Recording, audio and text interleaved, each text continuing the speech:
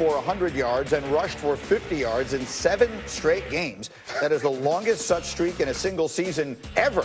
He has scored 13 total touchdowns and thrown 0 picks in his last 5 games. So, Damien, Woody, you're the only one who I haven't asked this question to this week. Is Lamar Jackson right now the MVP of the league? No, I'm not going with Lamar Jackson. I'm not. Oh, I'm not. no. Listen, I understand why everyone wants to go Lamar Jackson, and I'm not here to knock Lamar Jackson. But I think what Lamar Jackson is different. Everyone's looking at his game and saying, this is unlike things that we haven't seen in the National Football League recently. So everyone is infatuated. But can I point you guys to Russell Wilson, please? They were on a bye week. Literally, this whole MVP race is, okay, Lamar Jackson plays great. Boom, Russell Wilson comes back. Russell Wilson on his bye week, so of course Lamar Jackson's going to eat up all the MVP conversation. But we can't deny a guy who has 23 touchdowns and only 2 interceptions. Come on, guys. That's it. Okay, here we go. No. Are you looking at me crazy for saying that? It's not crazy, but I just find it odd that you, Mr. Football, Mr. Everything settled on the field, is out here going to stats and analytics when they played each other and the Ravens won by 2 touchdowns. And the argument, I'm not saying that Russell Wilson doesn't deserve MVP. I just think Lamar is more deserving. And you made the point that he's just doing it different. Like, doesn't that add to how valuable he is? Like, the fact that it's unique and he's found a different way to do it, I think makes him more valuable. He's been different, but he's been dominant. Ooh. He's been dominant. That's the word I was And let me say this also. We could argue this right now. The fact of the matter is we got Lamar Jackson on Monday Night Football this week. We got Russell Wilson on Monday Night Football next week.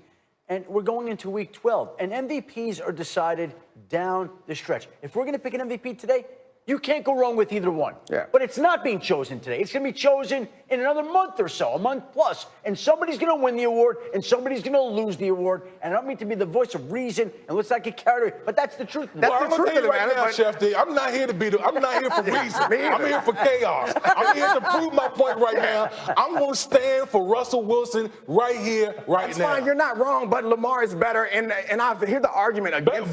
Lamar is playing better, in my opinion. He's more valuable.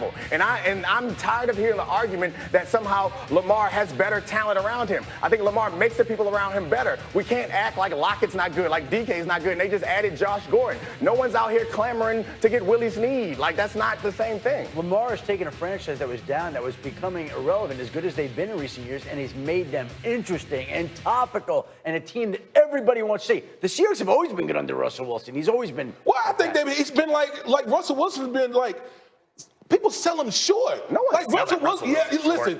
Russell Wilson has had many MVP type seasons. Now all of a sudden this is the first season where everybody's like, oh yeah, maybe Russell Wilson is maybe the best quarterback in the National Football League when he's been doing this for years. We had a segment a few weeks ago where Greeny asked if you pick any quarterback, who you start a franchise with, and I chose Russell Wilson. He's great, but Lamar is more valuable right now. Okay, so we're going to leave this here for a moment because we have created something new. Dominique, if nothing else, he gives us ideas to create new segments, and so we're going to debut one today, and it's called Said No One Ever.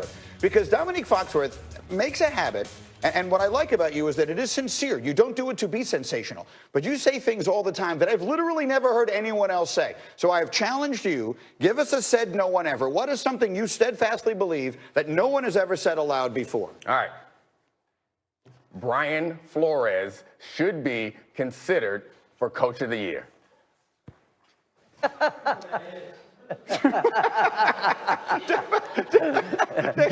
Get yourself back over here and sit down. Okay, good. No. Said no one ever. No, I put that there. I'll let you react. I'll let you have a hard time. And now I'm going to bring you over to my side. The Coach of the Year has always been a simple equation: results minus expectations. The expectations for this team was 0-16. They started out this year with a point differential of -37, was the worst ever through 4 games. In the last 6 games, they have now brought their point differential down to less than 5 points a game, which is a touchdown, essentially. He has taken that expectation, a team where culture is incredibly important to success in the NFL. You know that, right?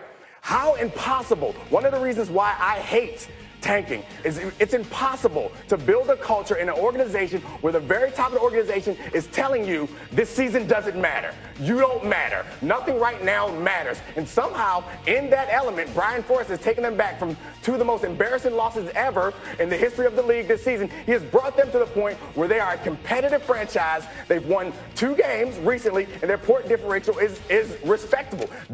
So while he hasn't won a ton of games, that is the results are greater minus the expectations than anybody else we've had in this league up until this point. So, go ahead. I'm done. Okay. I win. You're welcome, D. Will. Say something. I mean, First of all, shout out to Brian Flores, my BC brother. Never want to disrespect that guy. Now you about to disrespect him. No. I could have sworn we was in calculus class with all them stats that you was putting up there. But listen, Miami, the Dolphins, they won 1 game. 2. They won 2. No, 1 game with a Indianapolis Colts, their starting quarterback out.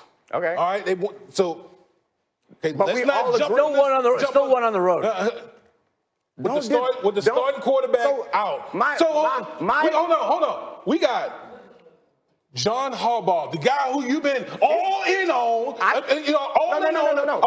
raving about how the organization went all in with Lamar Jackson, and then you're going to bring this foolishness about Brian Flores right now. I love it. I think you should be in the conversation too. Explain yourself. But all I'm saying is no one is mentioning it, and he deserves respect because